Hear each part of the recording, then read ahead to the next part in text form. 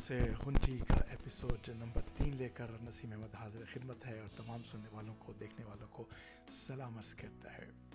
और जनाब आज जो है हम हुंडी का जो रिव्यू पेश करेंगे वो इसकी किस्त नंबर 3 है। और इससे पहले का थोड़ा सा रिव्यू मैं आपको दे दूं, थोड़ा सा सियाक व सबाक दे दूं कि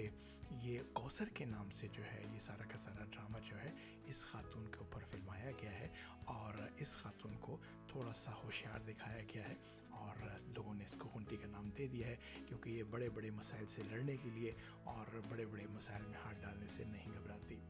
और ये भी कहा जाता है कि इसका गैर कानूनी धंधा भी है और ये पुलिस के मुखबर के तौर पर भी काम करती है। और इस इलाके के जितने लड़के और आवारा लड़के हैं वो सारे के सारे इसकी टीम में शामिल हैं। इसकी 2 बेटियां हैं, एक का नाम तितली है और दूसरी का नाम जो है वो मलाइका है और इसका ख़ुद का नाम जो है वो कौसर है। अब यहाँ पर जो सिलसिला इस तरह से चल रहा है कि एक ताश की बाजी इसने खेली थी। एक बदमाश है यहाँ इस इलाके का, गुंडा है, वो गेंदे के नाम से मशहूर है। ये गेंदा जो है ये आप देख रहे हैं सामने। और उस ताश की बाजी खेलते हुए दोनों ने शर्त ये लगाई थी कि जो ताश की बाजी जीत जाएगा उसको ये जो है गेंदा अपनी गाड़ी दे देगा। और कौसर ने अपना घर जो है वो इसके सामने ताश के गेम में खेलने लगा दिया था। अब कौसर जो है वो बाजी जीत जाती है और गाड़ी जो है वो गेंदे की ले लेती है और उसको फिर सिलसिले चलते हैं। गेंदा गाड़ी लेने के लिए वापस तितली को अगवा कर लेता है और तितली जो है फिर बच जाती है इस तरह से कि कौसर जो है वो रिवॉल्वर्स वगैरह लेकर अपने बंदे लेकर जाती है वहाँ पर और उसको जो है डरा धमका के उससे अपनी बेटी को लेकर आ जाती है। गेंदा फिर गाड़ी मारने की कोशिश करता है लेकिन वो गाड़ी उसको नहीं मिलती। और अब इस किस्त में जब गेंदे ने देखा कि कुछ बन नहीं सकता तो उसने एक ऑफ़र की है कि मैं तुम्हें 15 लाख रुपए दूंगा और तुम मेरे साथ जो है वो एक बिज़नेस में, एक कॉन्ट्रैक्ट में, एक डील में मेरा हिस्सा बन जाओ। उस पर कौसर सोचने के बाद ही कहती है कि मैं तेरे साथ डील का हिस्सा भी बन जाऊंगी और मैं 15 लाख रुपये भी नहीं लूँगी। तू सिर्फ इतना काम कर दे कि उस गाड़ी की वजह से तूने जो मेरे पीछे मोहल्ले के गुंडे और बदमाश लगाए हुए हैं उनसे मेरी जान छुड़वा दे। गेंदा कहता है इस बात को हम ख़त्म करते हैं, मैं बदमाशों को हटा लेता हूँ, गाड़ी तू रख ले और हम इस कॉन्ट्रैक्ट पे काम करते हैं। और साहिब दूसरी तरफ जो सिलसिला बहुत तेज़ी से आगे बढ़ रहा है वो है मलाइका की नौकरी का। मलाइका ने, जैसा कि हमने पहली 2 एपिसोड में भी बताया, कि बीएससी करने के बाद मलाइका ने माँ से नौकरी करने की इजाज़त ली और एक बहुत बड़ी कंपनी जिसके मालिक का नाम महरोज़ है, जी ये सामने बैठा हुआ है महरोज़, और इसकी कंपनी में जॉब कर लेती है। इसका एक बॉयफ्रेंड भी है जिसको इससे शादी करना चाहता है, कबीर है। और कबीर शुरू में खुश होता है लेकिन बाद में वो तंबीह करता है कि ये लोग जो हैं इनसे ज़रा बच के रहना चाहिए और लड़कियों को नौकरी करना कोई अच्छी बात नहीं होती। अब थोड़ा ज़्यादा कंसंट्रेशन जो हो रही है वो महरोज़ के किरदार पर दी जा रही है क्योंकि महरोज़ जो है करप्ट इंसान है और मलाइका को देखते ही उसने इंटरव्यू भी कोई ज़ोरदार नहीं लिया और उसको जॉब ऑफ़र कर दी। और ख़वातीन हज़रात यहाँ पर मलाइका के साथ इसने एक बॉन्ड फिल किया है, बहुत बड़ा 5 लाख रुपए का बॉन्ड फिल किया है कि अगर मलाइका ख़ुद जॉब छोड़कर जाएगी तो उसको 5 लाख देने पड़ेंगे और अगर महरोज़ निकालेगा तो महरोज़ को 5 लाख देने पड़ेंगे और सैलरी भी कम रखी है। महरोज़ के ऑफिस में एक और लड़की भी है जिसका नाम सनम है और सनम भी करप्ट है क्योंकि उसने महरोज़ को बहुत ज़्यादा नुकसान पहुंचाया है और मुख्तलिफ़ किस्म के चेक वगैरह अपने प्यार मोहब्बत का धोखा देकर बड़े बड़े चेक साइन करवाती रही है। क्योंकि महरोज़ ने जब ये काम जो है वो मलाइका को दिया कि फ़ाइल चेक करे तो मलाइका ने फ़ाइलों में से देख कर ये बताया कि 25,000 की बजाय साइन करवाए गए 25,000 के चेक पर और आपसे कंपनी के जो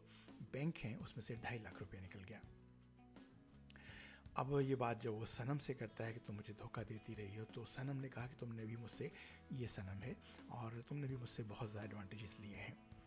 उस पर महरोज़ कहता है कि तुम अपने एडवांटेजेस और जो डॉक्यूमेंटेशन तुम्हारे पास है तुम उसको संभाल के रखो, बल्कि ऐसा करो बैंक्स के लॉकर्स में रखवा दो। अब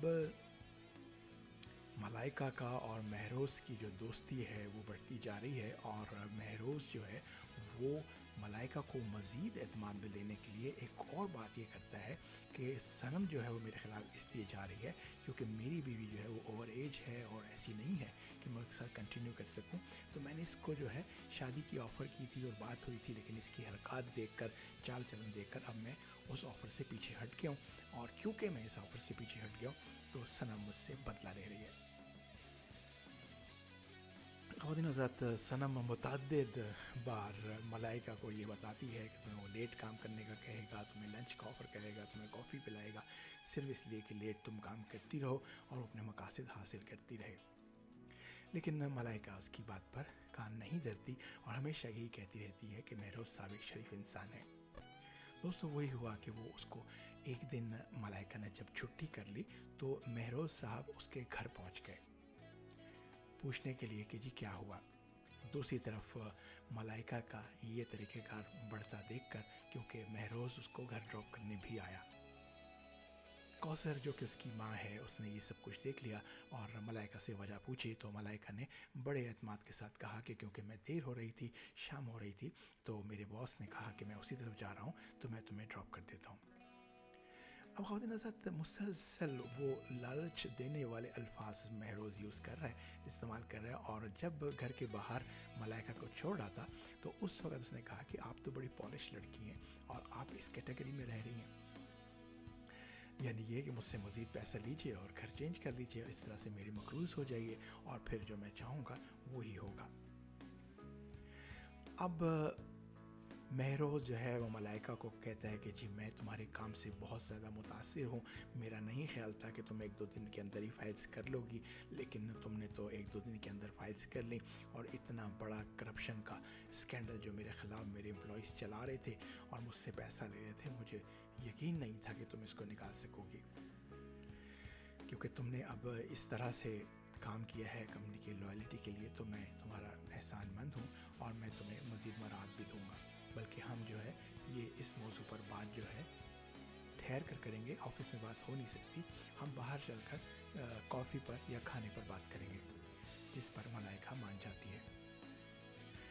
اب دوستو، صنم مسلسل ملائکہ کو جو ہے وہ فون کر رہی ہے کہ یہ آدمی ٹھیک نہیں ہے اور یہ تمہیں چکروں میں پھنسا رہا ہے تاکہ تم اس کی مقروض ہو جاؤ اور پھر تم اس میں سے نکل نہ سکو. لیکن ملائکہ کی وہی ضد ہے کہ نہیں، مہروز صاحب جو ہیں وہ ایک شریف انسان ہے، اور کیونکہ انہوں نے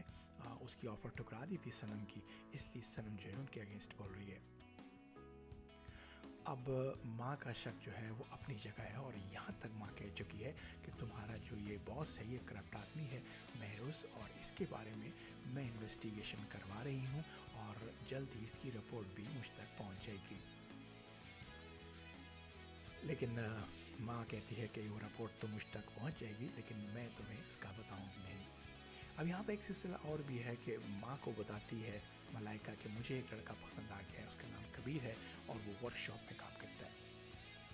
جس پر کوثر کو بہت غصہ آ جاتا ہے اور تلملاتی ہے اور کہتی ہے کہ میں نے اتنا پیسہ دولت جمع کر کے الماریوں میں رکھا ہوا اور تم ایک مکینک سے شادی کرنے کا خواب دیکھ رہی ہو.